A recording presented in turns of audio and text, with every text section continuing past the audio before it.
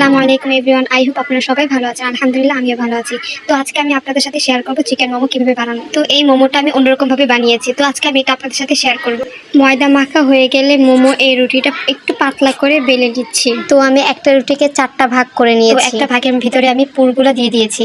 তো এক কোণার সাথে আরেক কোণা মুড়ে দিব, দেন হচ্ছে আরেকটা কোণা থাকবে সেটা মুড়ে দিব। তো আমাদের মোমোটা রেডি। এভাবে বানানো অনেক সহজ। তো আমি এভাবে বানিয়েছি। ছোট বড় সবাই এই চিকেন মোমোটা পছন্দ করে। আমারও খুব পছন্দ চিকেন এই মোমোটা। এই চিকেন মোমোটা বানাতে কিন্তু অনেক সহজ। আপনারা চাইলেও বাসায় এভাবে বানিয়ে খেতে পারেন। শুধু শুধু দোকান থেকে না কিনে বাসায় এভাবে আমার মতো বানিয়ে খেতে পারেন। তো আমি এখন চিকেন মোমোগুলো স্টিম করে নিচ্ছি। 5 মিনিটের মতো আমি এগুলো সিদ্ধ করব। তো হচ্ছে স্টিমের উপরে আমি একটু তেল দিয়ে নিয়েছি, নয়তো হচ্ছে লেগে যাবে। তো সব চিকেন মোমোগুলো আমি এখন দিয়ে দিয়েছি। তো 10 মিনিটের মতো রাখবো। যখন সিদ্ধ হয়ে যাবে তখন এটা আমি উঠিয়ে ফেলবো। তো 15 মিনিট পর উঠালাম। তো আমাদের চিকেন মোমোটা হয়ে গিয়েছে। এখন আমি তো এটা ঠান্ডা হয়ে গেলে তারপর একটা একটা করে উঠাবো, নয়তো ভেঙে যাবে। তো আমাদের চিকেন মোমো এমন হয়েছে দেখতে, খেতে অনেক মজা হয়েছে।